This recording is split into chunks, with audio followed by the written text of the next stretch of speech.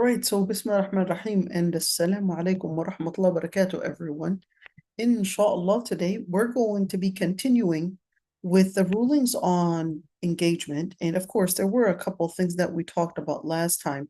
We talked about the rulings for women proposing to men. We talked about engagement and the definition of engagement. And that's really a word of promise. Just keep that one in mind. So engagement is really just a word of promise. In other words, it's not a contract.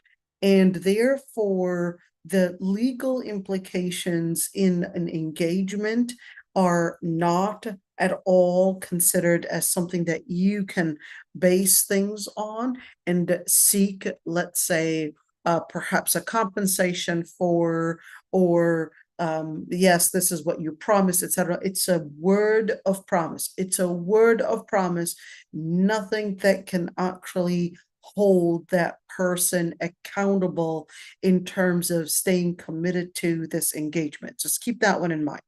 Okay, so it's a word of promise and not something that we can consider as the person required to stay committed to in a legal form. Okay, now why is that important to say? We're going to get to the part about exchanging gifts and what if this happened and all these different things. Inshallah, these different scenarios, we'll be talking about that. And that's why we're going to come back to this definition in order to make sure that we understand the implications of it and we don't fall in the trap like many would fall in and then end up getting into this whole mess of, well, this is my right, this is your right, and all of these different things. So we'll get there, inshallah. We also talked about, can a woman ask for the man's hand in marriage? Is this something that is at all permissible? And we made the story short and we said, religiously, she can ask for his hand in marriage to mean propose to him, but there are a couple conditions. Number one is that he would be a salih person. So we're not talking about any man's like, oh yeah, I'm interested in getting married to you. I'm inviting him to a coffee and I'm telling him I'm interested in getting married to you. Absolutely not. Don't throw yourself like that. But the part about that Islam is considering is that عرض المرأة نفسها على الرجل الصالح is basically if a woman introduces herself to a pious man. Number one, there isn't any form of, it's not like she's getting a ring, she's kneeling down and, will you marry me? No, no, no, no, no, absolutely not. That's not how it's done. We're speaking about that she is basically giving hints that she's interested in getting married, or that if he can come over to ask for her hand in marriage from her family, not that, hey, will you marry me? And he's saying yes, and then they start hugging. Absolutely not. Nope, that's not how it goes. We're talking about she's giving a hint for him to come over, that she's interested, and that he then has to take the step to come over to her family's house and actually ask for her hand in marriage. In other words, come over to her wedding. We said religiously that that's permissible, but of course they can't be alone. They cannot be. It's not a romantic talk. And definitely, once you give the hint out there, you cannot stalk and continue sending messages. Why didn't you come over while I'm waiting with all of these different things, or send messages or emails or SMS or whatever it is? Absolutely not. Absolutely. Yet, although this is the religious permission, but we recommended that you don't do that. Recommended, at least from, yes, it's a personal experience, not I never had done that, but this is a personal experience that for the women that had done that, when they thought that they were going to be sharing their feelings or sharing a feeling towards her or anything like that, discovered that he was not even recognizing that she probably had a crush, was not even recognizing that she was interested at all, and he was not even considering her whatsoever, and therefore he wasn't really interested. So he may be silent, not to hurt her feelings, may just say, okay, inshallah, yeah, I'll go to your parents' house, but does not really do that. He just didn't want to be rude, so he just said, yeah, I'll go to your parents' house just to keep her away. But for her to continue, why didn't you come? You promised to come. It's a no, no, no, no, no, no, no. You're not going to be doing any of that. So my recommendation, so you would stay with your full dignity, and especially during a time where people really lack dignity. You want to make sure that you stay with your dignity, you stay with your value, you stay in an honored position. It's okay. Give someone else. My recommendation, maybe somebody, tell your mother, tell your father, tell your brother, let them hint it rather than you hinting it. If they hint it, it's going to be a lot better for you, as if it's coming from a third party, or maybe another auntie, maybe talking to this brother and saying, hey, you know, I think you're ready to get married, but I know the right person for you, and this is who I would recommend for you. And then she would basically suggest this girl, or that, you know, whoever's interested. Okay, in that way, it would be as if it was just a random advice, a random suggestion, and as if it wasn't really coming from you. Okay, and that way you'll preserve your dignity. And if they do come, well, then you would know that they too shared their interest. But if they don't come, that's just a polite way to tell you that they're not interested, even though the suggestion was there, but they're actually not interested. But to go about, and sometimes please, please, and pretty please with a cherry on top, Allah subhanahu wa ta'ala says, لا تسألوا عن أشياء إن تبد لكم تسؤكم. Don't ask about matters. If you knew the details of it, it would harm you. You don't necessarily have to know the details, and try to dig for the details of why did they not come back? Why was he not interested? Maybe you not knowing the reason is always best. Was it your beauty? Was it your height? Was it your family? Was it your attitude? Was it this and this? All of these different things. You do not have to dig to know why. This is just going to put you in anxiety. This is just going to hurt your feelings. لا تسألوا عن أشياء إن تبد لكم تسؤكم. Don't ask about things. If they were to be revealed to you, it would harm you. It would put you in a state of depression, state of anxiety, etc. If it is rizq for you, if it's meant for you, it will come to you. Don't run after it. If it's meant for you, it will come for you. Don't run after it. The second that you run after it, you will become of no value. Don't run after anybody. Don't run after anybody. If he is meant for you, he'll come. If he recognizes that you're the right person, he'll come for you. Don't run after him. Okay, and not to mention that especially men, they like to get into this competition type of thing. They prefer going and seeing that there is a competition in a reward, or an obstacle to overcome and a reward to get to. And once it becomes easy, not interested anymore.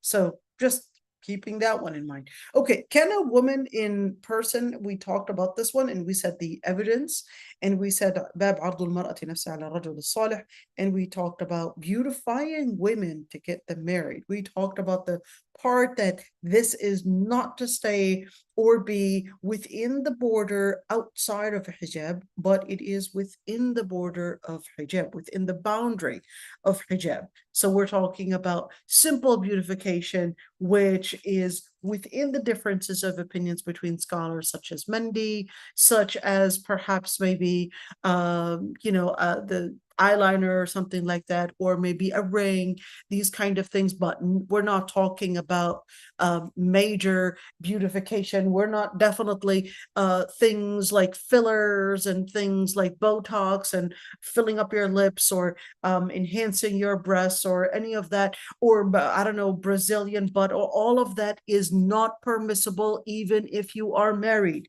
Once again, fillers,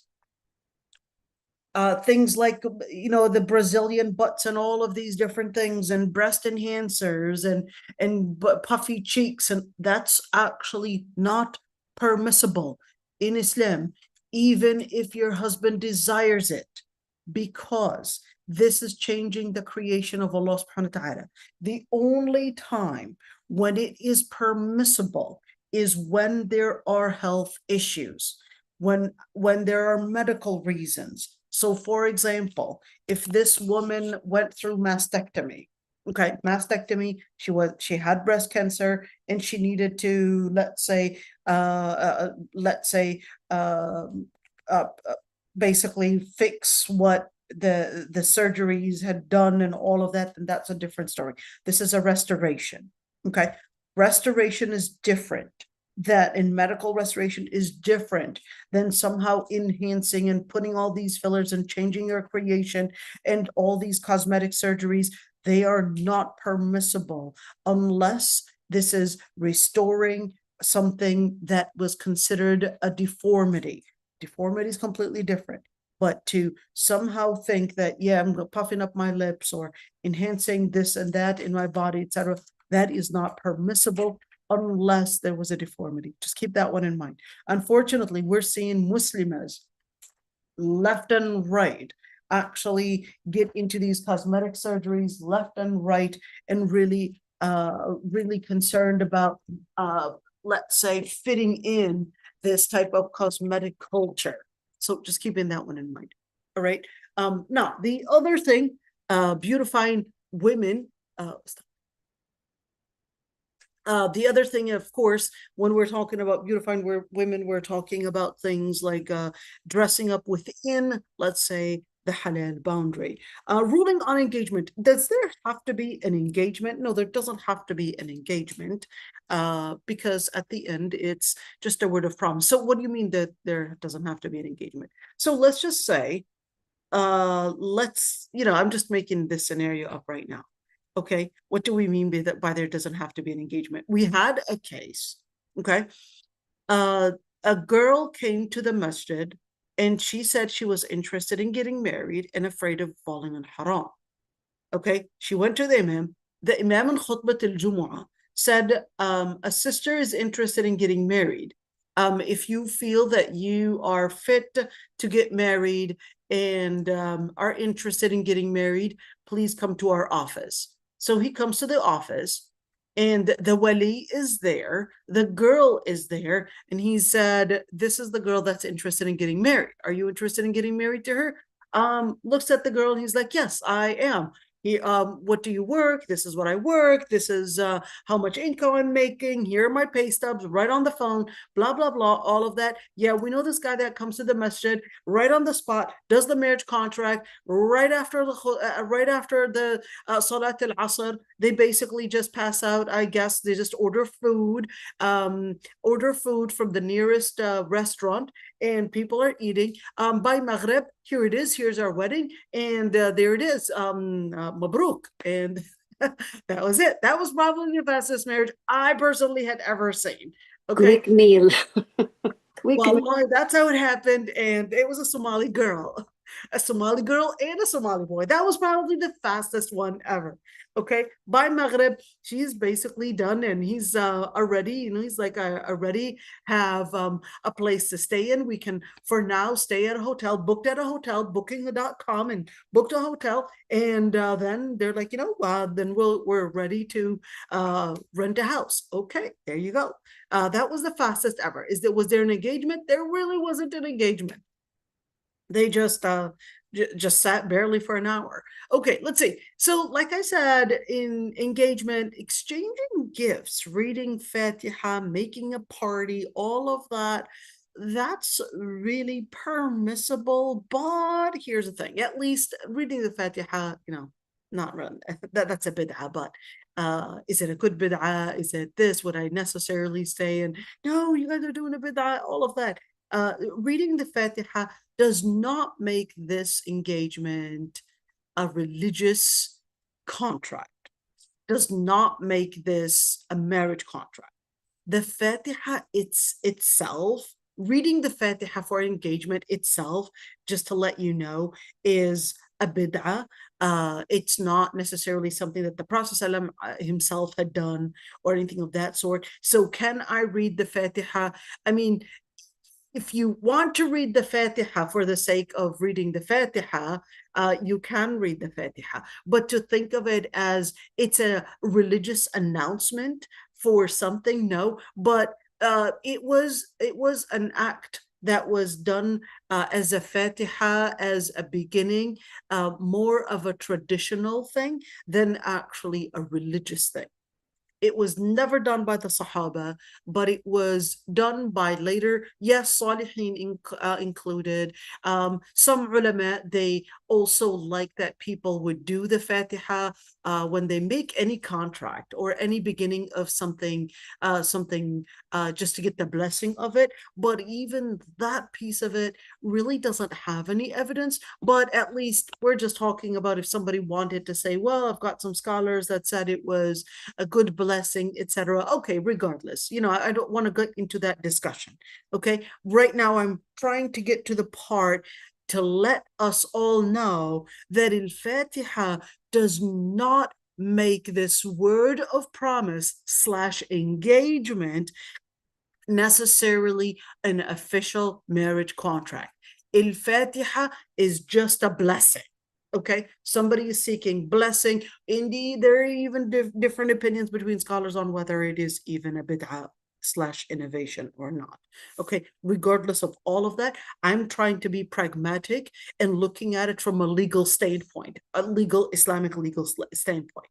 Okay, reading the Fatiha does not make this engagement anything more than a word of promise. So whether the Fatiha was read or whether they did not read the Fatiha, it doesn't make a difference. As long as the father is basically, here we are, we're sitting down, I just, let's say this guy, comes in and he's like, I'm asking for your daughter's hand in marriage. Let's say her name was Layla. And dad says, yes, I know about you. They told me about you. I basically checked your background, and inshallah, this will be something that will be moving forward. We'll probably set maybe the wedding in 2 to 3 months or anything of that sort. And they're basically talking this out. Okay, so now this guy, Ahmed, is right now basically given a word of promise by dad that Layla would be basically engaged. In other words, a word of promise that they will be getting married possibly maybe 2 to 3 months from that date of engagement. Then therefore, Layla should not be getting proposals and should not be starting to see other candidates. Now, wait till this one. Can a woman, look at this, this is very common, pay attention to this one. Before giving a word of promise and a final engagement to Ahmed, can she see multiple candidates? Yes, she can. As long as she did not give a final word, she can see multiple candidates. What does that look like? Dad is basically saying, okay, we're, seeing the candidates. Layla, mashallah, you finished your studies. You're doing great. You're good. You're mature in your akhlaq. You're doing great in your deen. I really think that you are right now mature to get married. Okay, great. Now let's go for stage 2. Okay, well, dad says, Ahmed asked, and I also have Tawfiq, and I also have Tariq, and I also have As'ad. Okay, I have these 4 guys that are interested, and all these 4 guys, I think they're right for you. I had searched their backgrounds, and they seem to be good in deen, good in akhlaq, but then I'll let you decide which one you feel is more desirable to you. Okay, Dad. So Dad decides, from 1 to 2, we're getting Ahmad. From 2 to 3, we're getting Tariq. From 3 to 4, we're getting this, 4 to, etc. Okay. Can she do that? Yes, she can. They can do that because they still did not get a word of promise out in a final engagement. Okay, so this is right now in the process of checking out these candidates, and it's permissible. Can you please give me the evidence? Because this is sounding a little rather odd. Fair enough. Let's do it. A Sahabiya came to the Prophet ﷺ, and she said, "O Prophet of Allah, 3 people came to ask for my hand in marriage. Number 1, she said, Abu Jahm. Number 2, she said, Usama ibn Zayd. Number 3, she said, Muawiyah Abi Sufyan." Well, maybe I, put the numbers wrong. It was Muawiyah Abi Sufyan and then Abu Jahm and then Usama ibn Zayd. Okay, but the Prophet ﷺ told her to choose Usama ibn Zayd. In other words, she got 3 candidates coming over. Did she make a final word? She didn't. But she came to the Prophet ﷺ to ask for his suggestion and what he thinks about these 3 candidates. In other words, she said that they all had come at the same time. At the same time, meaning within the same time frame. It doesn't have to be at the same setting.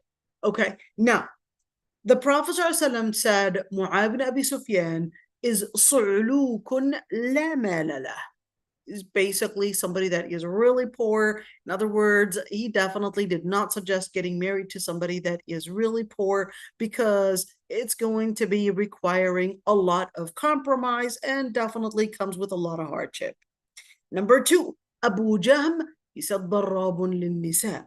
ضراب للنساء لا يضع عصاه عن عاتقه. He's a man that does not put his stick off his shoulder. Of course, this is metaphorical. This is not literal, but this is metaphorical. He's telling you that he's got a habit. He's a violent man. He's a person that really, the first thing that he does to fix whatever he wants is basically domestic violence. And that's the first thing that he uses. In other words, the Prophet ﷺ is not recommending getting married to somebody that is, 1, probably has anger management issues, 2, that beats his wives. So the Prophet ﷺ said, go for Usama ibn Zayd. Why Usama ibn Zayd? He just preferred him because he was also his adopted son. He knows him very well, his adopted son's son, so more like a grandson. Okay, knows him very well, akhlaq very good. He's probably got the money. He's probably got, all these different things. And even though if you were to look at Mu'awiyah ibn Abi Sufyan, I mean, he was from a very noble family. But Usama ibn Zayd was not coming from a very noble family, just to note. Usama ibn Zayd, Zayd ibn Haritha, is that same guy that Zainab bint Jahsh couldn't handle living with him because she considered herself from a noble family. And yet he was an ex-slave. So that was considered within the society as not necessarily a noble position. So Usama ibn Zayd was actually the son of an ex-slave. But still, the Prophet ﷺ recommended him over someone like Muawiyah ibn Abi Sufyan, who basically comes from a very noble family. In fact, Muawiyah ibn Abi Sufyan was later the caliphate himself. Just to note. And certainly when you look at Mu'awiyah ibn Abi Sufyan, his father is Sufyan ibn Harb, comes from a very noble and a very, let's call it a big authority in Quraysh. And plus Mu'awiyah ibn Abi Sufyan was also from Katabat al-Wahy. In other words, he was also educated, but I guess didn't have the best money at the time. Well, let's go for Abu Jahm for a little bit. When you look at Abu Jahm, he said, ضراب للنساء, or لا يضع عصاه عن عاتقه. But here's the question that someone might ask. So if the Prophet ﷺ knew that this man was beating his wives, why didn't he, bring him over and say, listen, you got to stop what you're doing. I already know that you do that, and I don't want you doing that. Even though the Prophet ﷺ knew what he was doing, why didn't he stop him? Why didn't he, intervene and say, listen, if you don't stop that, we're really going to put you in prison, or we're going to let Umar ibn Khattab deal with you, or whatever. You can imagine the scenario and what it might look like. Okay. And this is very important to keep in mind. Just because you know that there is possibly domestic violence in a home, or just because you know someone is a narcissist, relationship or whatever, it does not mean you intervene. Even the Prophet ﷺ did not intervene. He didn't even intervene. The person that is the victim, they have to come out and come up and say, I need your help. But for you to be this good Samaritan and come over and say, listen, I had seen your husband and he is nothing but a narcissist, a toxic relationship. And look, all these different experts would say narcissists can never get traded. And therefore, what you need to do is that you need to jump out of this marriage because this person is a narcissist. There's no way to correct him. That's not being a good Samaritan. That's called takhbib. This is called takhbib. What is takhbib? Takhbib, the Prophet said in the hadith, مَلْعُونٌ مَنْ خَبَّبَ امْرَأَةً عَلَى زَوْجِهَا.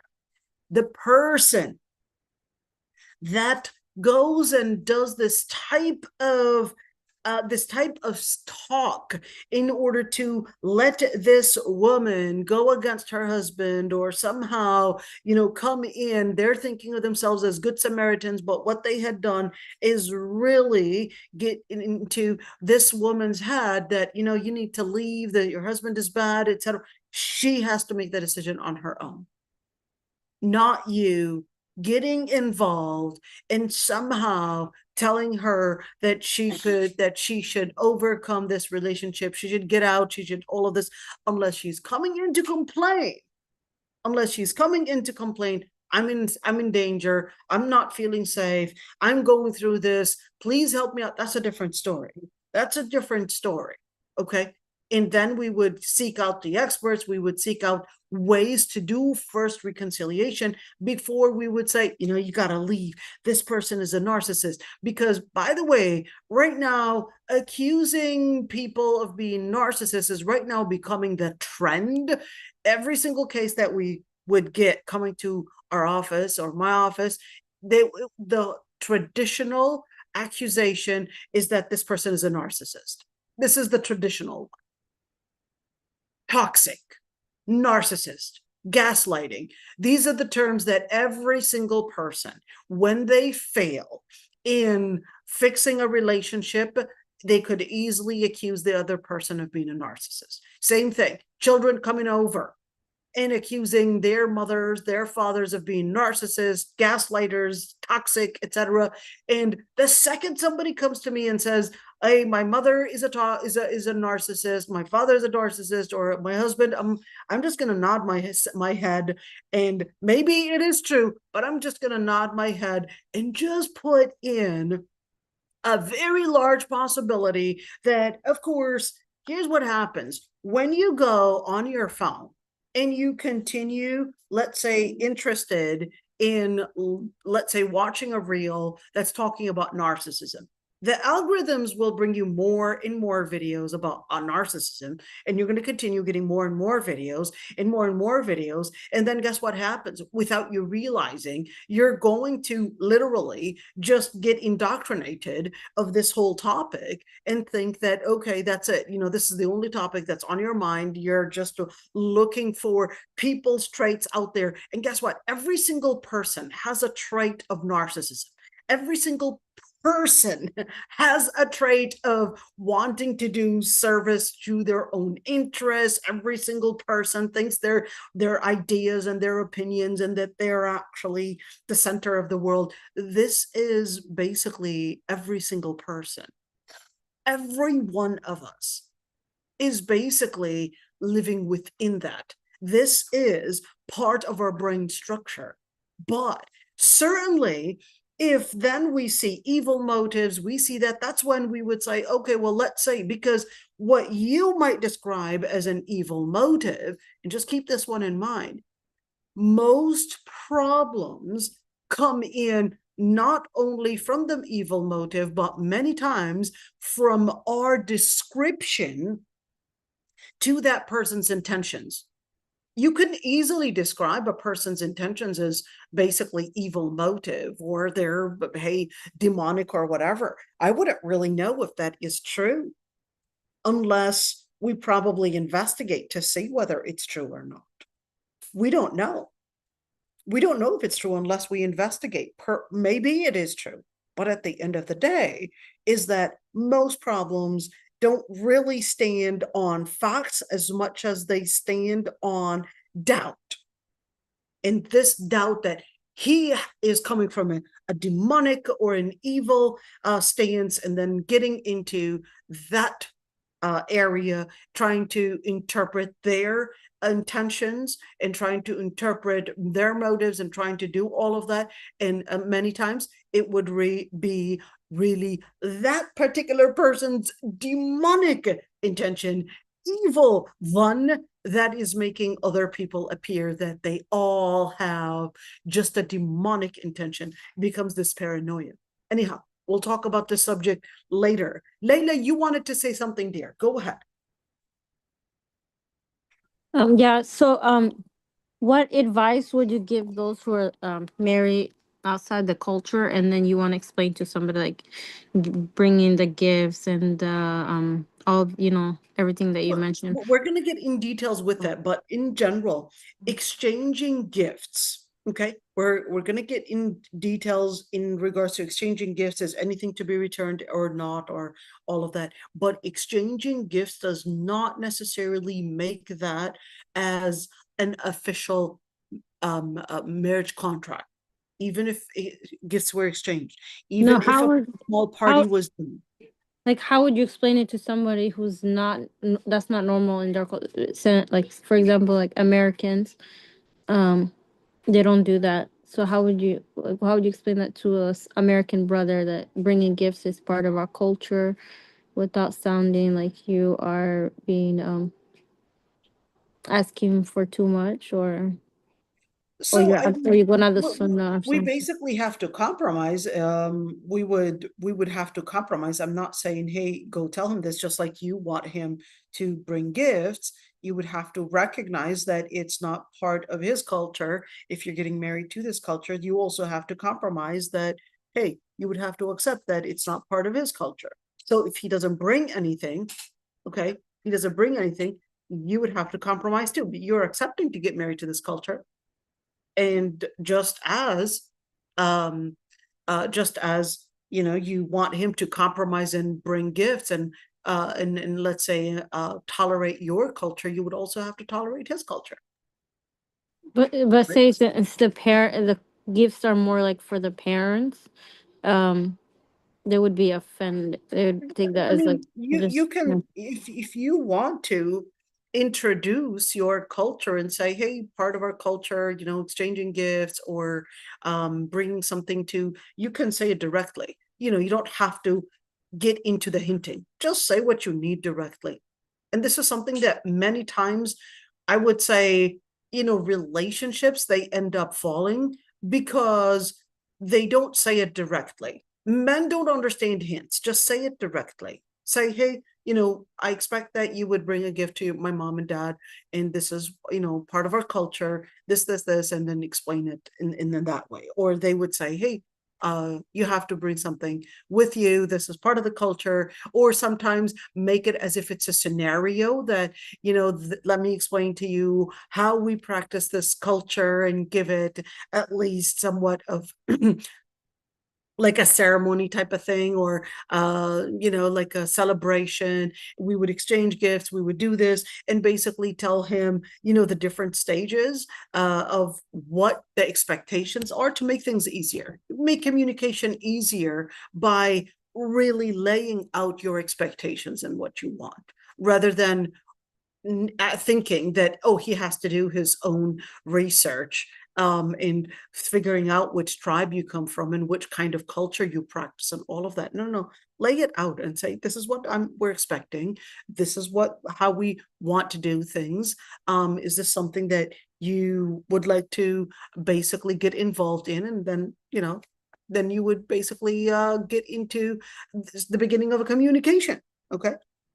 Let's get into speaking about, if there are other questions in regards to engagement in Word. We're still not done with this topic, okay? We're going to get into proposing using technology. Let me use this one. When we're speaking about proposing using technology, of course, when we're speaking about photos, okay, making profiles, writing profiles, putting up photos out there, the general ruling, the photo itself depends on the actual thing. And basically that would consider the actual ruling. That would be the ruling itself. So therefore, when we look into an image, if you want to put a profile, you would have to have a profile where you are with your hijab, for example. You cannot put yourself on a profile without your hijab. Okay. Or even when we're talking about filters, the filters, they're a form of cheating. You don't want to put a filter and actually cheat in what you really look like. And, because then this really lacks integrity. No filters, really put yourself in a photo that really reflects who you really are with no cheating. Because whether we're speaking about cheating that scholars discussed at that time in probably, beautifying themselves or putting in some kind of a, I guess, cosmetic things and all of that in order to change the appearance, whether you use that or whether you used a filter, it's really the same thing that scholars had considered as a form of cheating. And the other thing is that I would say poses. I'd like to comment on the poses. Many girls would pose as if she is posing for a photo shoot like a Hollywood star. In Islam, and of course, the pose of, sorry, I'm going to say it straightforward rather than speaking about it in hints. A photo posing with, let's say she's posing her back and really showing her back and looking behind in order to basically show the behind and with the face looking back, or probably photo shoot of her legs crossed to really show a certain physique, or probably a photo shoot of her maybe, I don't know, sticking her tongue out, or maybe holding her sunglasses and part of her sunglasses is put in her mouth or whatever. All these poses, sorry, but they're actually flirtatious photo shoots. They're not to be done, not to put as a profile, and not to be done to put as a profile on Facebook, or even just put as public photos for others to see, because this really makes you as not a woman of akhlaq. I mean, in general, I'm against putting your photo out there, your photos out there. And unless, we're talking about a professional thing, it's completely different. Let's say for the university, for, I don't know, your profile on your bio, it's a completely different thing. A very serious profile image, like for work, etc. That's a completely different thing. But to put out these poses to bring attraction, it's definitely contradicting your hijab, contradicting your the meaning of a woman that is تؤمن بالله واليوم الآخر, a woman of integrity. Allah subhanahu wa ta'ala wanted your hijab to reveal your commitment to Allah subhanahu wa ta'ala's principles. That's what hijab is supposed to identify. That's what hijab is supposed to resemble. That's what hijab is supposed to let the others know, by covering your physique, by covering the area that basically is to draw attraction, at least to men. You're basically covering that area, and even the pose, in order to let the man or the men out there understand that you're a woman that is not selling herself off. You recognize your values, you recognize your akhlaq, and that's what it means. ذلك أدنى أن يعرف فلا يؤذين. That is, in order for you to be known for your integrity, for your akhlaq, for your commitment to deen, for your commitment to Allah subhanahu wa ta'ala's principle. So therefore, those other guys that would see you, they would recognize this is definitely not the woman for you to flirt with. This is not the woman for you to somehow think that you can, but private message her or anything like that, or talk to her or cattail or whatever it is, because she's a woman of akhlaq. That's the same thing. Whether we're speaking about a profile that a profile for a matchmaking website, or whether we're speaking about Facebook, etc., it's going to be the same thing, the same exact ruling. The photo must be decent. The photo, different opinions between scholars on the face and in the hands, okay, but the photo must be decent. The photo must be decent in the pose, must be decent in where it does not contain any cheating whatsoever, whether for the guys or the girls. And we talked about the sunglasses that somehow the guys like to always, put themselves in. Okay, getting acquainted through technology, real person, person to person, and all those different types of communication, emailing, whatever it is, FaceTiming, WhatsApping, all those different things, the other maybe forms that will probably be new apps coming into the future. They basically take the same ruling as communicating through person to person. So all those social networks and all that technology really takes the same ruling.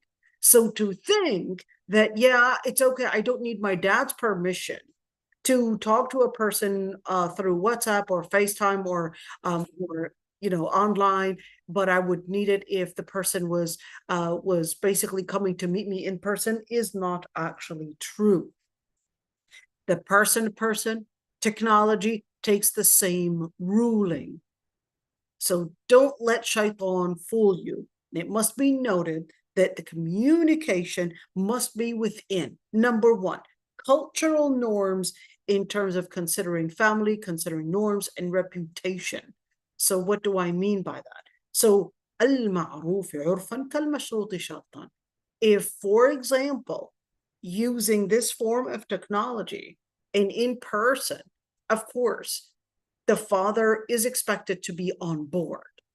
So if the father says, yes, I approve that you would, let's say, communicate with, let's say, I don't know, Mu'taz, okay?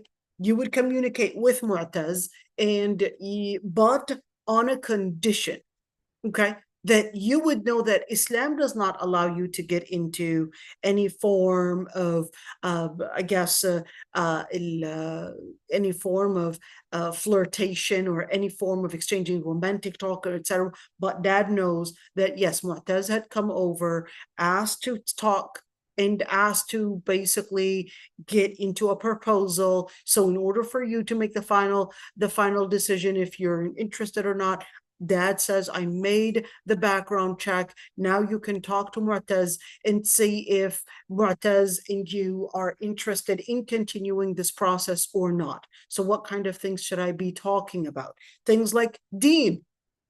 What is his deen like? Do you wake up for Fajr? Are you committed in your salah? How do you solve different problems that you might be getting? Is deen the first priority that he looks into? Which sheikh does he follow? What madhab, etc.? All these different things that, hey, am I like that? Is he Sufi or is he Salafi? Is he Ikhwan? What am I going to be living with this type of dynamic? Is this something that suits me? Is this something that I can click with? Whatever, regardless of, with the group. Number two, nafs. How healthy is he? Is he willing to make a physical exam? And is he expecting you to do a physical exam? Is there something that he would like to say about his health? And what does that mean if there are health issues? Or is he willing, if you think he's probably overweight or overweight and you would like him to go on a diet or anything, is he willing to go on a diet? What kind of food does he eat? What kind of, is he more into fried foods, more into, you know, the non-fried foods? Is he really taking that seriously? What does that even look like? All of that. Well, that's basically discussing nafs. Number 8, if it's important to you, some people, that's not important to them. Number 3, so we're talking about D-N-A-I-M.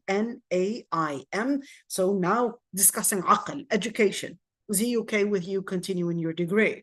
Is this important to you? Is this not important to you? Is this important to him?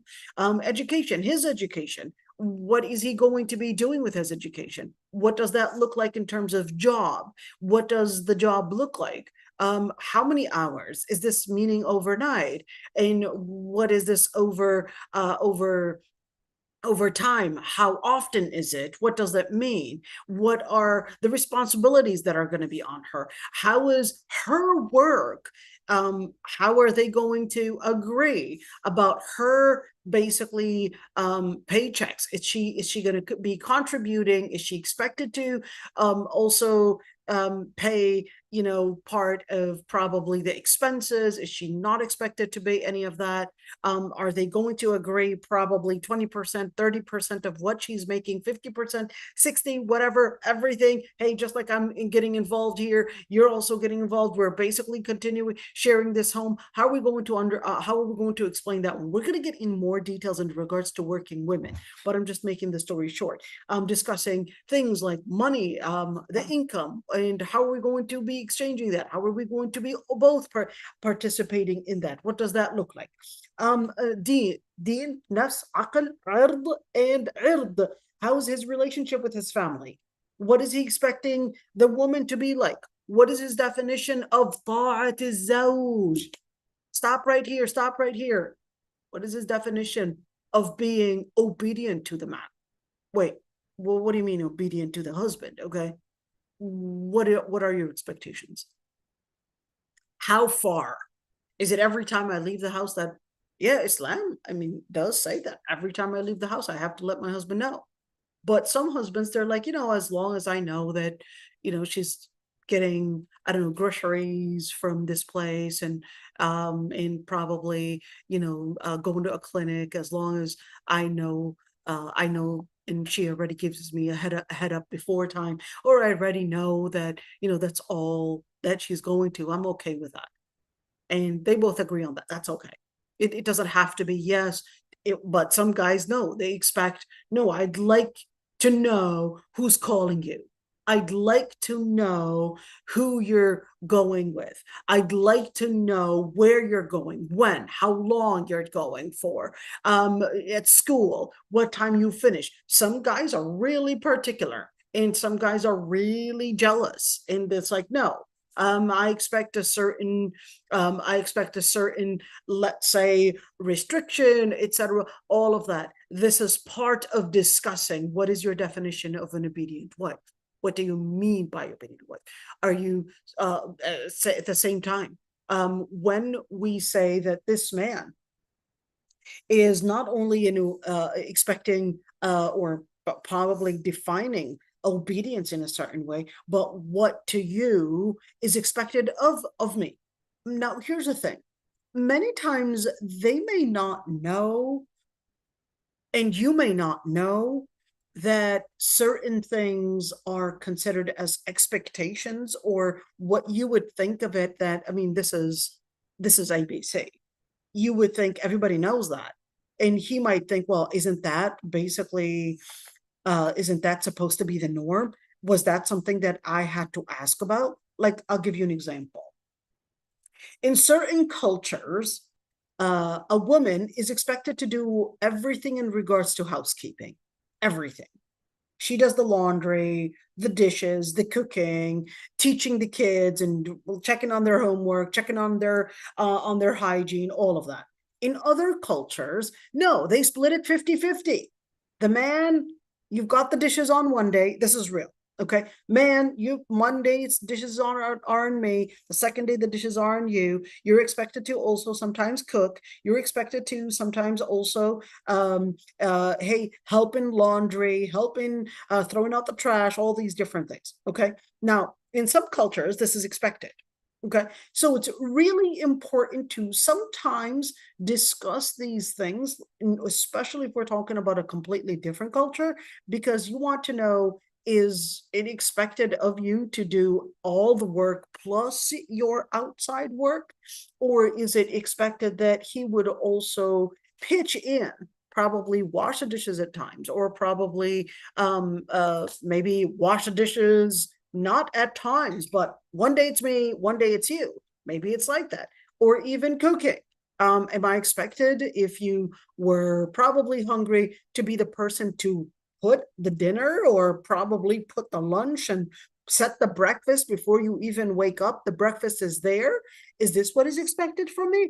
Or is it that, no, you can go to your kitchen, get yourself, I don't know, fix yourself something for breakfast, I don't know, toast your pieces of bread or whatever, and put your anjera or whatever you want to put for yourself, and actually fix yourself a breakfast? Or am I expected to do that? All right, now just keep that one in mind, because this is a common thing that happens, especially in modern families. Of course, with social media coming in, and with all this, I would call it globalization, and the Western cultures jumping in, and certainly other cultures coming in. Sometimes this can be I would say, a place of debate, and sometimes they would each mimic the culture that they had seen their mother practice or their father practice, and they would think of it as, well, this is ABC. This is as if it's an as if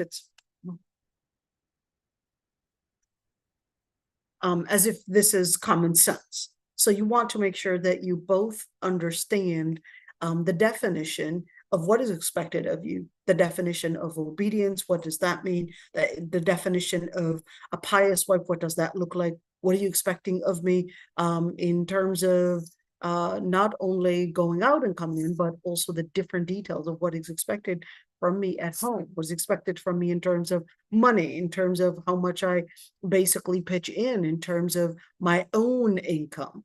All of these different things, you want to discuss it. And am I expected to also ask for a permission in regards to, let's say I'm using your card?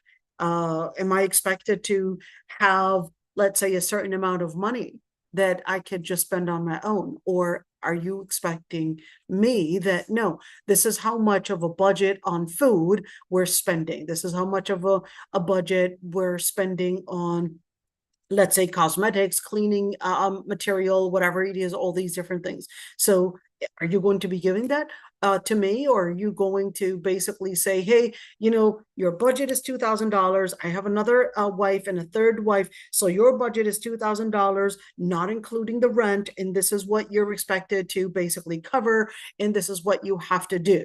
And hey, what if we had something pop up? What does that look like? We had something pop up, I don't know,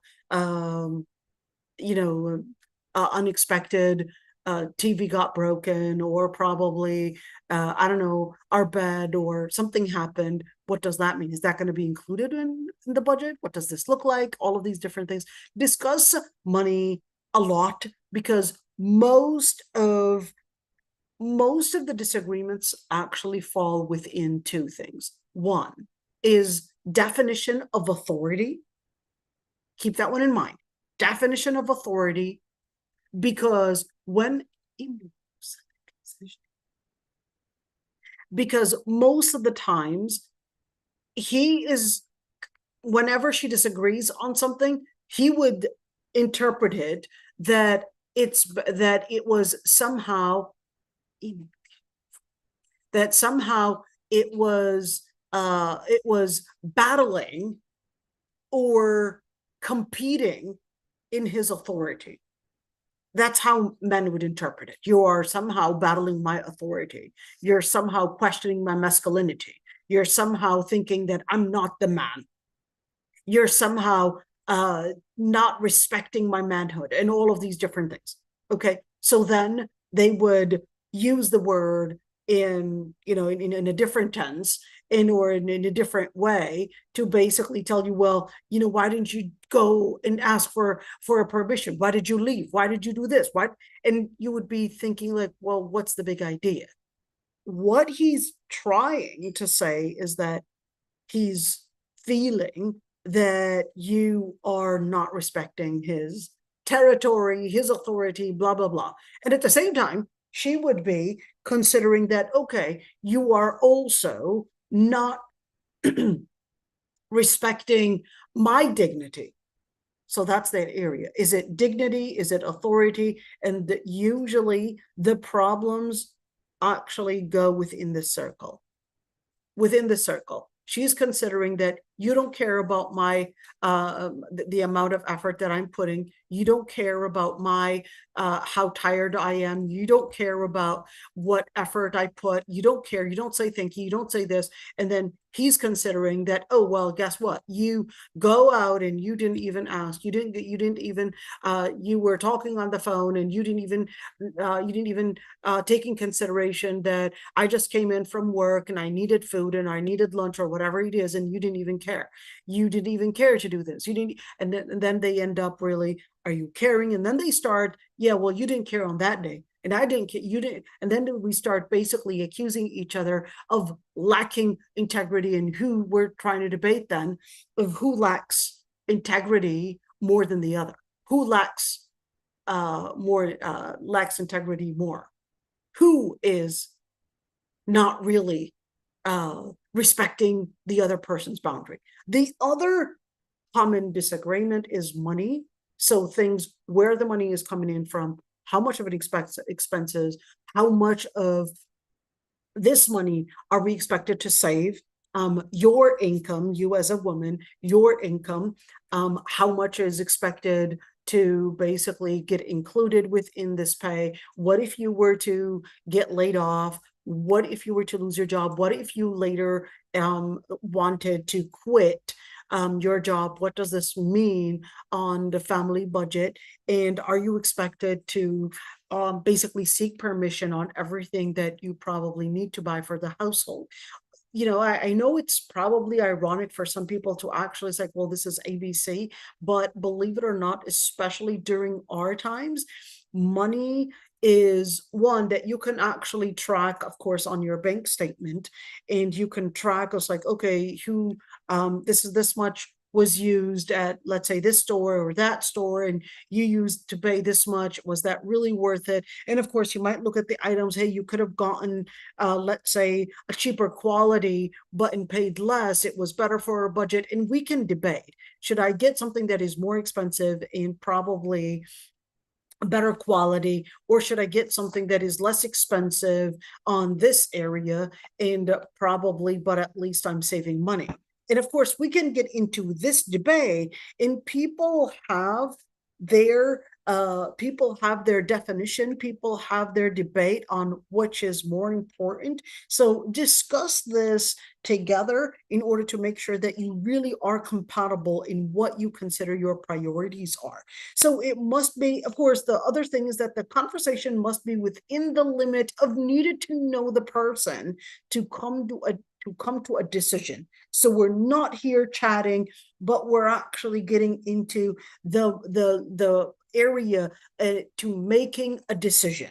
So we're not here, so how's it going? And what did you eat today? Oh, do you really like Caribou coffee? And what do you really order? And was it good? And what do you like to buy a cake on a side? And oh, show me a picture of you, I don't know, and what you're eating. And no, absolutely not. These types of conversations of chatting and all of that, that's not permissible.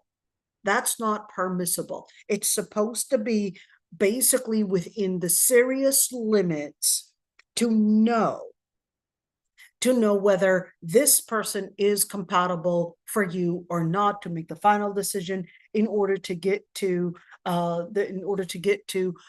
moving forward with the marriage or not moving forward with the marriage. I could see some people would like to, before we jump onto a different topic, hold on. Let's see. This sister saying, I joined a bit late. I'm not sure if you went over already, but I had a question about contracts. Not yet. We didn't talk about contracts yet.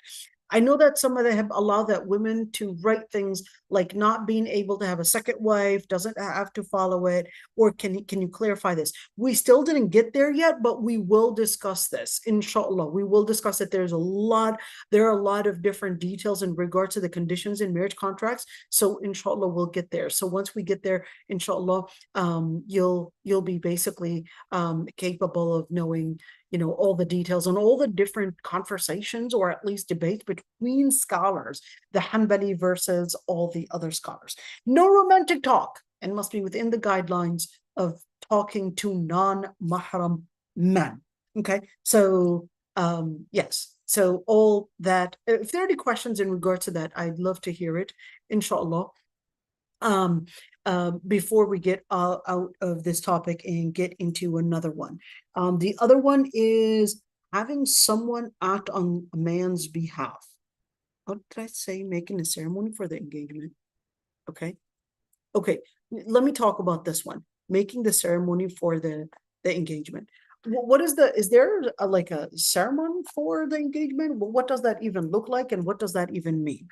So there isn't a certain ritual per se, but in general, the Prophet ﷺ did have a sunnah. Okay, it's a sunnah to make an official engagement, which is called khutbat al-haja. Okay, khutbat al-haja, basically, khutbat al-haja. You know what? Let me put it out for you so you could actually see it and read it and actually, okay, here we go. And this is khutbat al-haja right there. I'm going to give it to you so you could see it. Okay, here we go. Okay, got a lot of khutbat al-haja right there. And this is it. Let's do it this way. إن الحمد لله نحمده ونستعينه ونستغفره ونعوذ بالله من شرور أنفسنا ومن سيئات أعمالنا من يهدي الله فلا مضل له ومن يضلل فلا هادي له وأشهد أن لا إله إلا الله وحده لا شريك له وأشهد أن محمدا عبده ورسوله يا أيها الذين آمنوا اتقوا الله حق تقاته ولا تموتن إلا وأنتم مسلمون. See, I can be for خطبة الجمعة right there. That's exactly what they would say, right? This is خطبة الحاجة. يا أيها الناس اتقوا ربكم الذي خلقكم من نفس واحدة وخلق منها زوجها وبث منهما رجالا كثيرا ونساء واتقوا الله الذي تساءلون به والأرحام إن الله كان عليكم رقيبا. Now this is exactly the way that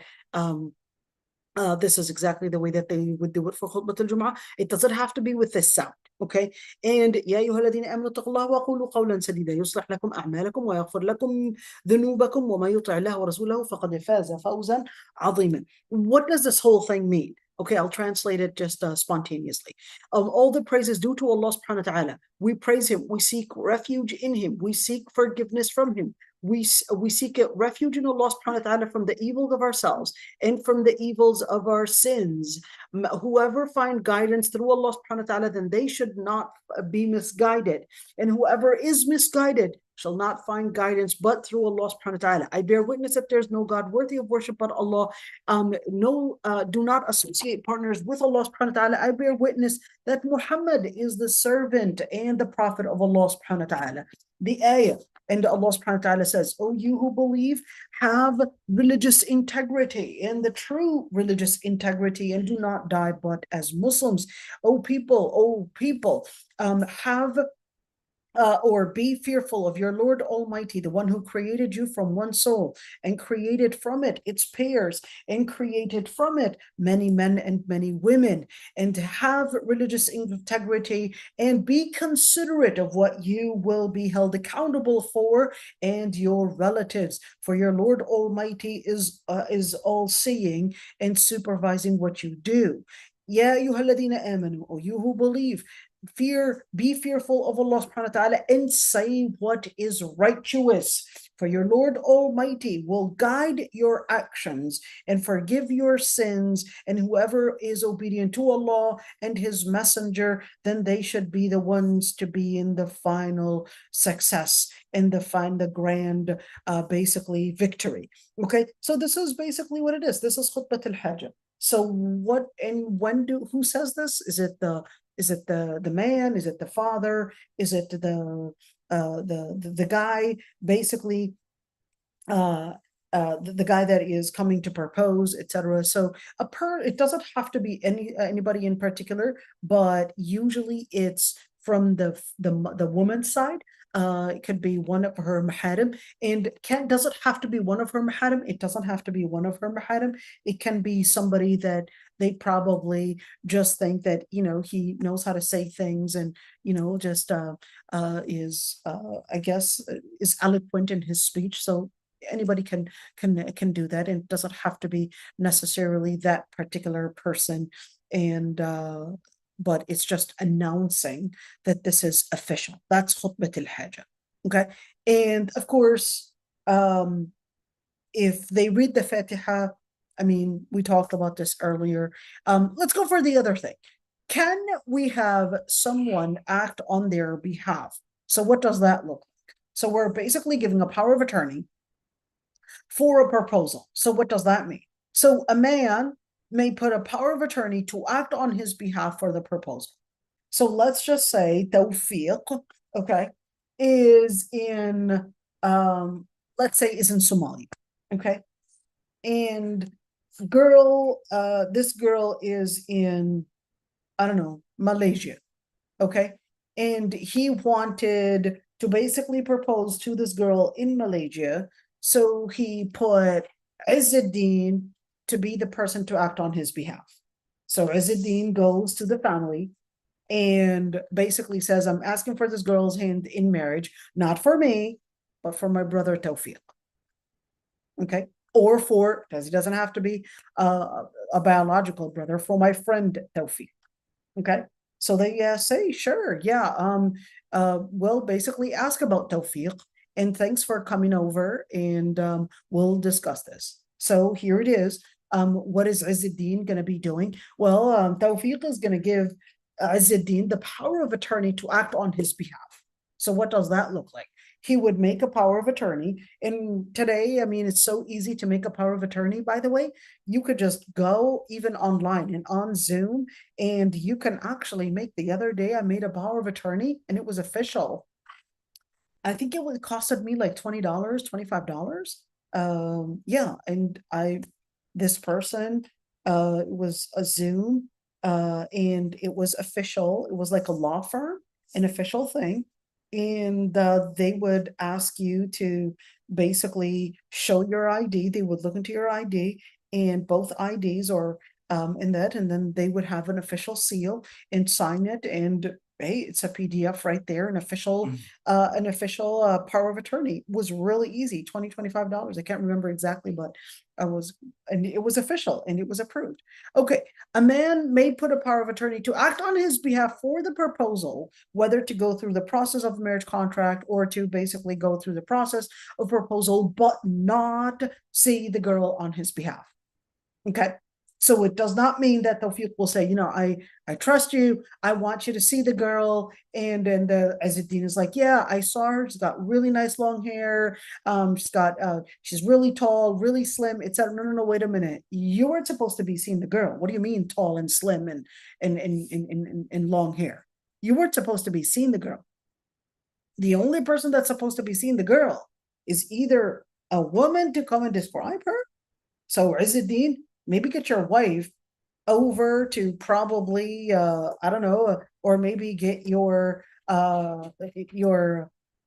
maybe your sister, maybe to see her, to describe her to Tawfiq, your brother. Maybe that's a different story. Or Tawfiq himself might actually agree with the father at, this time we'll do a FaceTime and actually, speak over FaceTime and do like a with no filter, at least view. If that's okay, if father approves it, then that's okay. And hey, you got to promise that you're not going to be recording any of this. That's a different story. Okay. But Izzuddin cannot say on behalf, but he can act on his behalf in getting the marriage contract in place and probably signing on his behalf if there's a power of attorney. Okay. He may approach the woman herself or her guardians. But wait for a second here. So what does that mean? Izzuddin is acting on behalf of Tawfiq.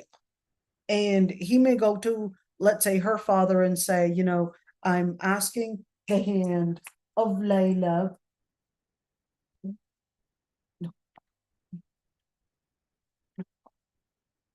I'm asking for the hand of Layla, and here's who I'm speaking on behalf of, etc., and making things clear. Okay, that's permissible. So whether we're talking about the proposal, whether we're talking about the marriage contract, and of course, there has to be an official way. Okay, an official way. Or can he actually go to maybe Layla and say, listen, Brother Tawfiq was interested in coming over to your family's house, and I would like to have your father's phone number. Can he do that? Yeah, I'm acting on behalf of not myself. I'm actually acting on behalf of Tawfiq. Yes, he can do that. Yet, it's very important to keep in consideration, of course, the culture. In certain cultures, at least my culture, this is considered, at least back then, okay, 46 years old, well, gonna be in just a few days, okay. When we're looking at certain cultures, this is trespassing the limit. In certain cultures, no man is going to be, that's not a mahram, go to a woman and actually talk to her and say, hey, can I approach your family? No, you go and approach a family like a man, but you don't go talking to the girl, can I approach your family? In my culture, this is absolutely not acceptable to go and approach a woman and to say, can I approach your family? But in certain cultures, this is probably acceptable, but in other cultures that no, you go and talk to the man. What do you mean? Can I approach? Well, why didn't you just approach the man and talk the man to a man?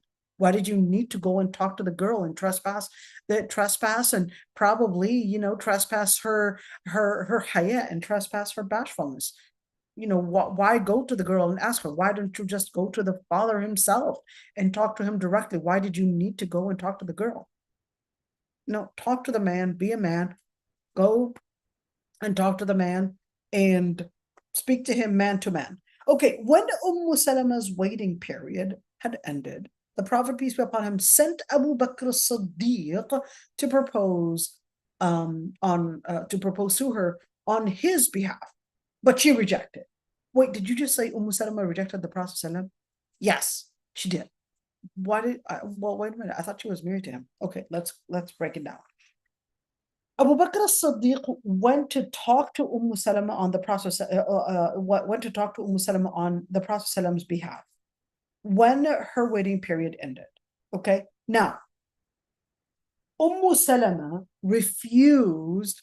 She said because she was extremely jealous. She was a very jealous woman, and she did not want to be in this position of being in a polygamous relationship. So the Prophet ﷺ says, well, for this objection, I'll make the dua that Allah subhanahu wa ta'ala would take away your jealousy. And she accepted. So what we are looking into right now, did Abu Bakr as-Siddiq actually approach her? You want to keep in mind, Salama was not a 16-year-old girl. Salama was in her 50s when this happened. Okay, so it's completely different when you're talking about a woman that is in her 50s than actually approaching a woman that is in her 20s or in her teens and saying, well, yeah, Salama. Like, wait a minute, do you recognize the context here? Approaching a 16-year-old is completely different than approaching a 50-year-old. All right, so that's a huge difference when you're talking to a woman that is extremely mature in her 50s. It's completely different. And she wasn't just in her 50s. She already had children of her own who were already teenagers.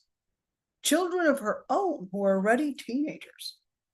And in fact, some of them, and one of them, just after this and not long after that, actually got married and had her own grandchildren. That's completely different than talking to perhaps a 16 or a 17 or an 18-year-old girl. Okay, so when, of course, later he sent Umar ibn Khattab to ask for her. When he sent Umar ibn Khattab, basically she accepted. Okay, in Sahih Muslim, and when Zainab's waiting period ended, he sent to Zayd go mention her, mention me to her. So the Prophet ﷺ sent Zayd ibn Haritha, who's actually her ex. Just keep that one in mind. Zayd ibn Haritha is her ex. And the Prophet ﷺ sent her ex, okay, to ask Zainab if she is interested and if she would be okay with getting married to the Prophet ﷺ. You know, you're sending your ex right there. Just imagine that. Okay. All right. So any questions in regards to all of the things that we had discussed? Because we're going to get into a different topic right now. Okay. Let's go for the other topic. Marriage qualifications. Okay. See, let me I have a question. Go ahead, dear. So in our culture, the elders go and propose for the potential groom, and then he doesn't come to the proposal party. But like they've Why is already he shy? Well, why like is he not good enough to come? no, that's just culture. Like he sends elders, and then Okay. If that's the culture and they already know who this person is, that's okay. yeah, beforehand they talk, but then when it comes to like the gift exchange and the proposal party, the guy doesn't show up. That's okay. That's okay. If that's the culture, that's all absolutely fine. As long as everybody knows who this person is and he's not an anonymous person. So, and as long as, you know, all the different people within this whole thing is known, that's all that matters. All right. Since it's a Monday, should we stop right here or should we continue? Because we should be discussing. I can see that the number of attendees on a weekend is definitely a lot more than on a day like today because they probably have work to go to tomorrow. But here's what we're going to be talking about. If you think we should continue, I'll continue. We're going to be talking about giving advice and mentioning others. So what does that mean? Let's say you're asking about, you wanted to go and ask about the background of Izzuddin, okay? And this family is coming over to you and you know Izzuddin, hey, he's your son's best friend. He would come in frequently and, you know, and come to your house and hang out and all of that, or play with your children, etc. So is that something that that is permissible for me in regards to disclosing what I know about Izzuddin? Izzuddin is 1, 2, 3 bad faults, 1, 2, 3 good things, and etc. Is this permissible, or is there a different way to do it? What if I know something? Should I know something? They're not coming to ask me, but I know that Izzuddin is asking for the hand of this girl. Should I just, as a good Samaritan, actually say, hey, you know, the other day I saw Izzuddin doing this and this and this? Well, I didn't ask you, but thanks for the info. Is this permissible? Is this not permissible? Is it permissible for me to just call this this family and say, listen, I know Izzuddin is, you know, engaged in 1, 2, 3 things, for example, and I know he's got these bad habits or good habits or whatever it is. You know, unfortunately, I've seen more women willing to do that than guys. Picking up the phone and actually calling this family, thinking that they're doing a favor. And yeah, I know this thing, about this person. I'm here just to tell you and just to warn you. Is this permissible, or is it just trespassing the limits? Should we talk about that now, or should we talk about it next time? I'll let you decide. So put it in the chat. I can talk about it now, or I can talk about it next week. No one's saying anything. Should we make a poll or something? Okay, if everybody's quiet, that I'm assuming that now, okay. Now everybody's saying now. Okay, so let's do it now. So in terms of giving advice, okay, this actually falls within the area. What if someone asks about another person? What am I allowed to say? So the Prophet ﷺ had said, الدين النصيحة. الدين النصيحة. What does that mean? Religion is giving good advice. Okay, what does that mean? So Allah subhanahu wa ta'ala says, وَلَا يَغْتَبْ بَعْضُكُمْ بَعْضًا. And we're supposed to give a good advice. What is a good advice? A good advice involves that you would basically bring in good bonds. Listen to this one. What is nasiha? In nasiha is actually another word. The root of it is really coming from a bee's hive. Listen to this one. The bee's hive, you know, when you look at it, the bee's hive, they're these shapes, and this shape within the beehive, it's basically a number of these shapes, they're connected to each other. And of course, what you would see on the beehive, there's this little fine thing on the beehive to keep it protected. That's a nasiha. Okay, that's a nasiha.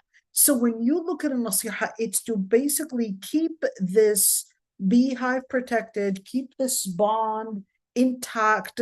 It's to basically bring in this type of a relationship that is a strong bond. That's what a nasiha is. Now, when you look at a nasiha, it also means advice. But when you look at it, ad-din nasiha, and giving advice, it's to bring in the right bond. It's to bring in a sweet bond. And Allah subhanahu wa ta'ala says, وَلَا يَغْتَبْ بَعْضُكُمْ بَعْضًا, and do not speak ill of each other behind their backs or even in front of their faces. So to say, oh, I'm not doing ghaiba, but I'd like to say it in your face. You are ugly. Wait a minute. What did you just say? So you didn't want to do ghaiba, but you said it to me right in my face.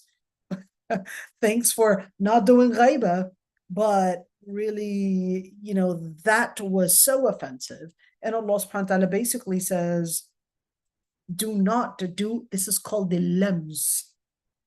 A lams is when you speak right in my face and you give me these harmful comments and these harmful words to attack. That's a lams. And if it was a lie, it would basically be called blasphemy. This would be called blasphemy. But if it's true, what if it's true? The Prophet ﷺ, in the hadith, the Prophet ﷺ said that al-ghaiba is dhikruka akhaka bima yakrah, is to mention anything that your Muslim brother or sister would hate, whether that involves them personally or whether that involves their clothes or their things, that property or their attitude or anything about them, that's ghaiba. If they don't like this being said about them, then that's ghaiba. Then it would be ghaiba if they don't like it that you say that about them, and for you to think that, yes, well, I'm at least saying it in front of their face, etc. Well, that's still ghaiba. That is ghaiba. Anything that they would hate. So what if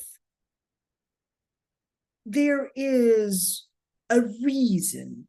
Shawkani and Nawawi, although Nawawi, let's say Shafi'i madhab, Shawkani, well, he was Zaydi and became Shafi'i.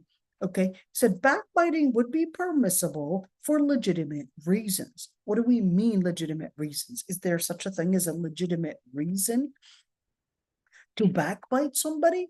Yes, there is. Really? Okay, now that's when backbiting is allowed. Well, when is it allowed? So it would be allowed in reasons when we're looking at, let's say, when one was asked for an advice, an honest advice, such as for marriage or partnership. So should I literally say, hey, I want to be a partner with X or Y person.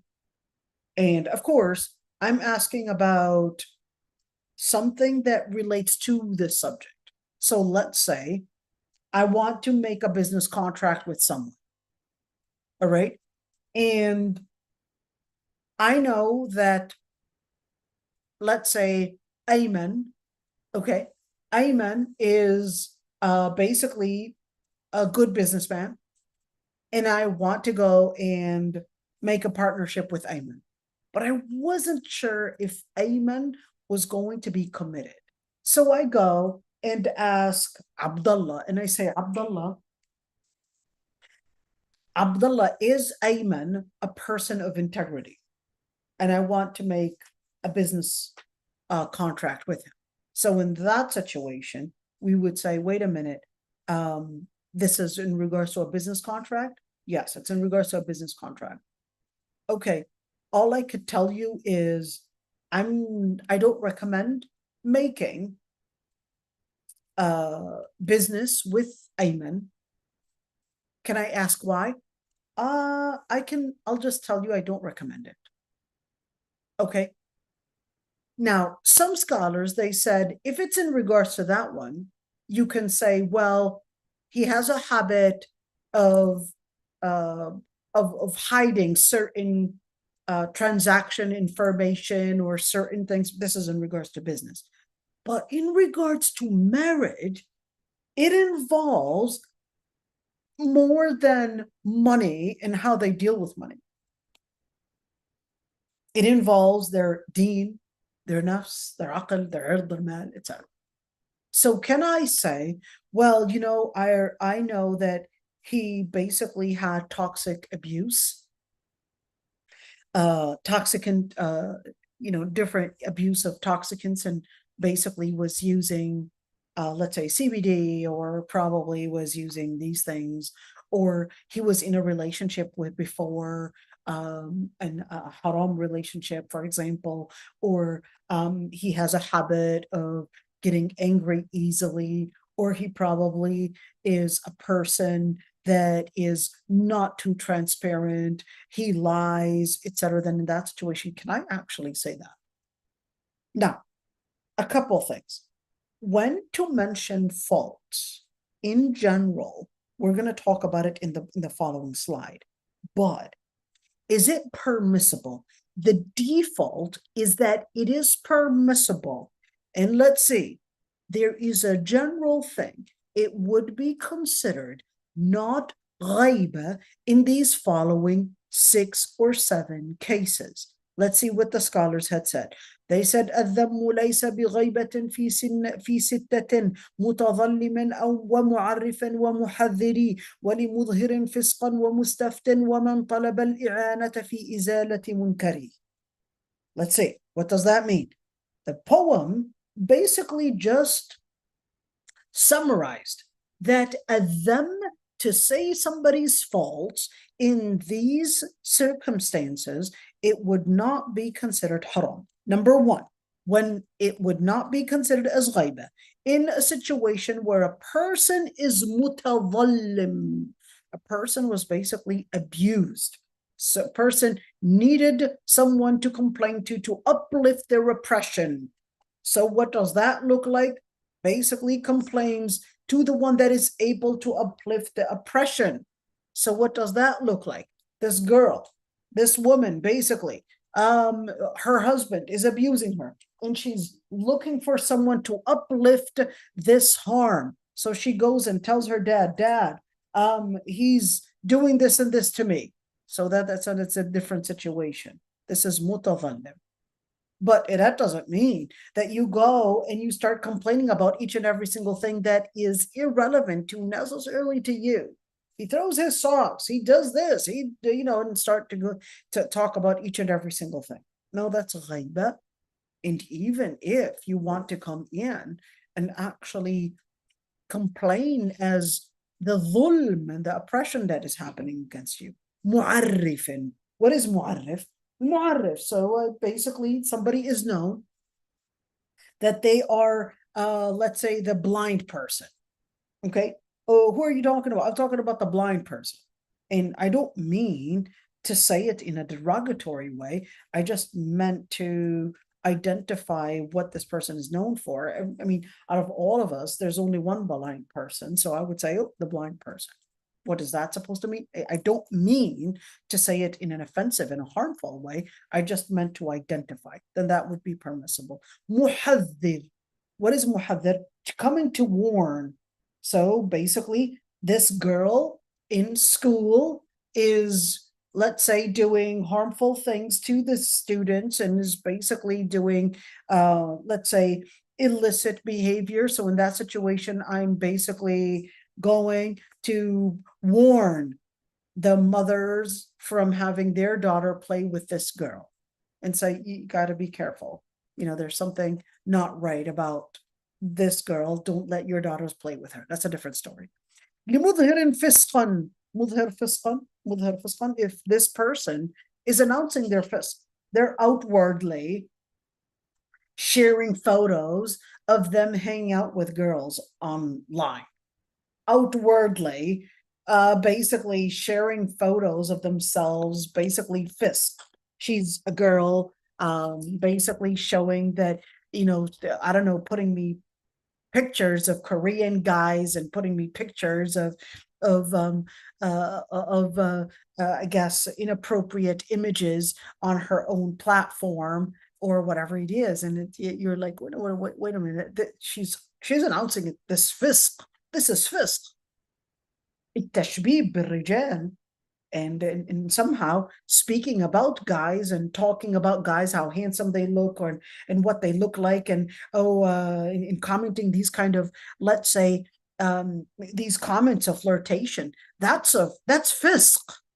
That's fisq. Same thing with guys. If you were to comment about the girls, about their bodies, about their looks, about their appearance, about, or even putting clips that are inappropriate, etc., that's mudhirin fisqan. He's announcing it right there. He's basically, his profile is public and announcing it right there. Mustaftin. What is mustaftin? A person that's asking for a fatwa, coming in and say, hey, I'm asking about the ruling of this, somebody comes and harms you, somebody comes and does this to you. What is the ruling on this matter? I prefer that you would keep everybody anonymous when you come and ask for a fatwa, but you can come in and actually seek and ask for a fatwa. وَمَنْ طَلَبَ الْإِعَانَةَ فِي إِزَالَةِ مُنْكَرٍ. What is طَلَبَ الْإِعَانَةِ? This person is coming to seek support to uplift harm. This person abused by, let's say, his stepmother, and he's coming in and saying, hey, you know, my stepmother is abusing me in 1, 2, 3 forms. I'd like to get help. Somebody help me get protected from all of this. That's basically طلب الإعانة في إزالة المنكر. So where does all of this fall with needing whether to change evil, ask for a fatwa, caution Muslims from somebody's evilness? If someone is basically doing evil acts or basically haram acts and doing it publicly, or somebody known for that name, etc., how does this fall within here? So this falls within here when we want to mention somebody's faults. This is basically musta'man. Somebody's basically regarding you as a place of amana. I'm trusting you. I'm asking about this person. I'm trusting you to tell me the truth about Tawfiq.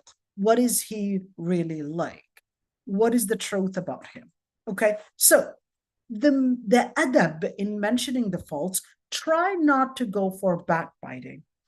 Try to discourage by saying, well, I don't recommend him for you, without mentioning the faults in details, just to preserve privacies. This is the best.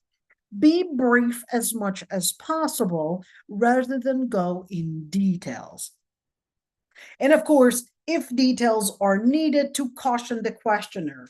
You know, he has toxic, does, let's say, has an issue of maybe toxic and abuse or anything of that sort, I'll just leave it anonymous. I won't go in what type and all of that. Or maybe not sure he's fitting your type of religiosity. He's actually completely on the other end. So what do we mean by that? I didn't say his details. I didn't say that he does haram things. I just said just that in general. Some scholars did mention that he may mention the faults that relate to the issue and the decision making. So for example, that I already know that he had been married to 3 other girls and he kept that as a secret marriage. And for example, kept it a secret marriage, but I know for sure that he was married to these 3 other women before, and the marriage didn't work out. So in that situation, basically, yeah, I said I don't recommend him, but the person was like, well, can you tell me what the problem is? And well, I just wanted to let you know that he has a habit of making secret marriages and not, making them public. And then considering that they're not public, then he could just walk off and not really take the matter seriously. And these women are right now suffering. They're not married, they're not divorced, and he's not giving them their rights either. So other scholars, of course, the other scholars that recommended that you would not mention it, just mentioned that it would be just a general thing.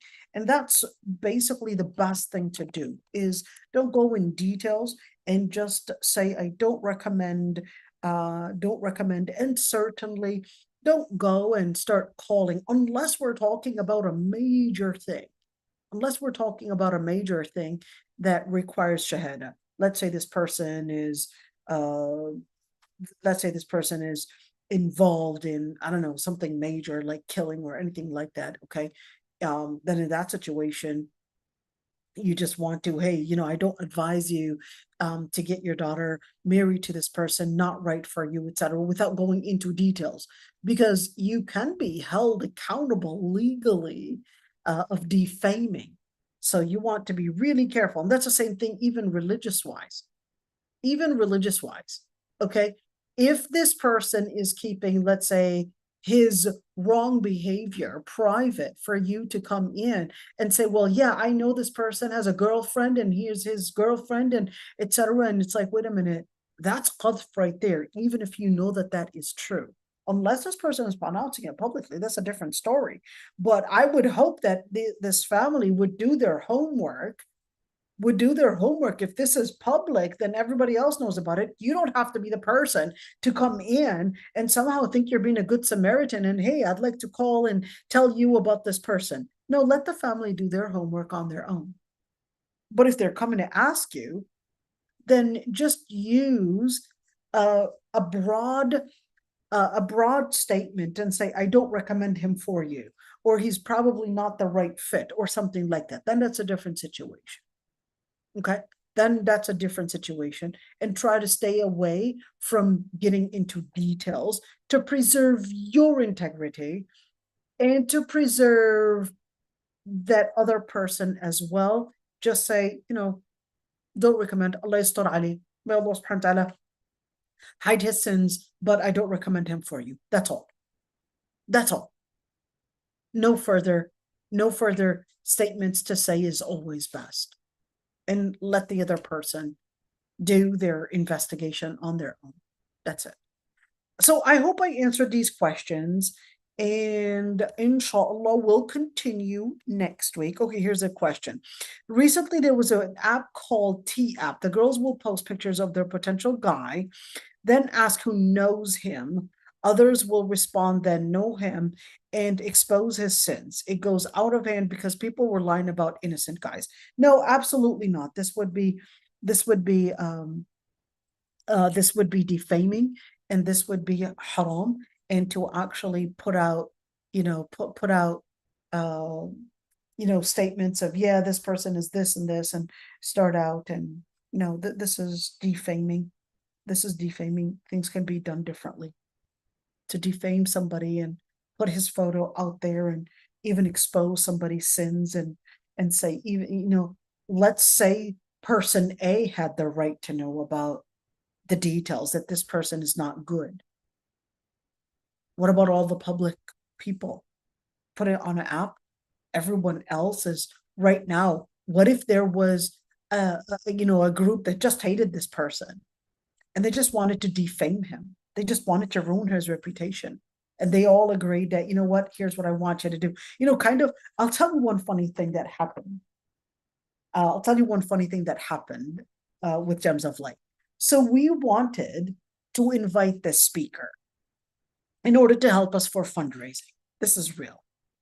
And then, some people thought that he was a misogynist and didn't want him to be a keynote speaker to speak for Gems of Light. So they basically said, we are going to, we're going to ask you to not invite him as a guest speaker because he's a known misogynist and we need to boycott and ban these misogynists, etc.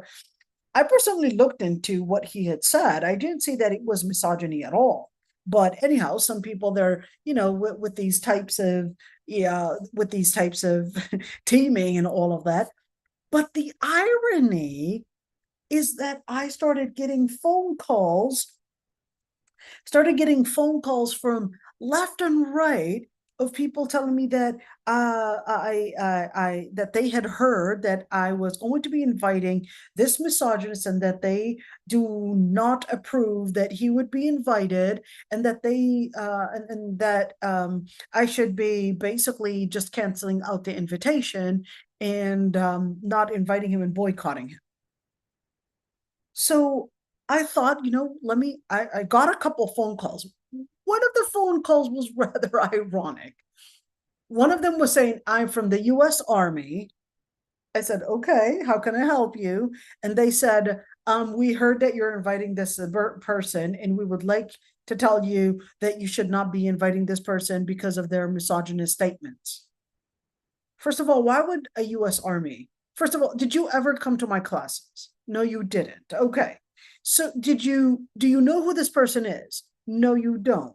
So how did you get the phone number to call us in order to tell us to not get this person because he had somehow said misogynist statements? They said that she's part of this group, this group that basically is telling them to call out all this misogyny within the society, and she's basically part of this group and doing all this mass calling and mass emailing in order to somehow rally, I guess, to stop certain behaviors. And you could say, this is like the same feminist way of doing things. It's like, let's rally all the girls. We want you to, phone call and email and all of that. It's like, calm down, calm down. Just because somebody said a couple things and this person is not necessarily misogynist, whatever, are we going to defame a Muslim who's probably doing great work just because he probably maybe said a couple statements that we probably don't approve of? You know yourself, and of course you may not approve of what you might say. Everything later you would probably regret saying something. Does that mean that you are going to come out and actually say, I regret it every single time? Or are you supposed to be hiding your sins? You're supposed to be hiding your sins, not going out there and just make them as a public announcement. But unfortunately, some people would rally in that way. And it's like, yeah, we want to rally and want to make sure that this speaker is not invited, and somehow think that they're doing the ummah a favor. So just wanted to note that one. Sometimes, if we're talking about creating a fitna, creating a fitna about guy A or guy B, and sometimes they could rally together and, and not really say the truth about somebody. No, don't do that. Absolutely not. Unfortunately, this type of rallying that many of the younger generation thought that we would just rally and basically make this a statement, and especially younger women, I would say, when they had some shuyukh, it's like, no, we want to make sure that we're calling and we're telling them we don't want this shaykh, we don't want the speaker, we don't want this, and make it like a feminist type of thing. Allah al-Musta'an, Allah al-Musta'an.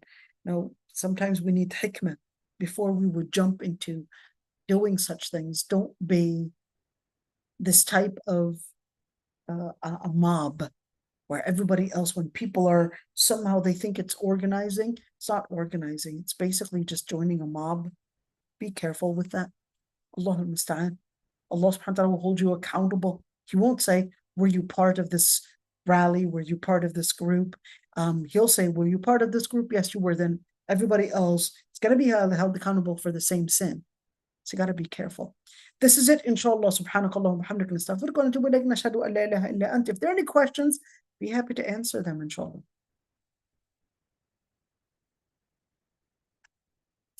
All right, so I will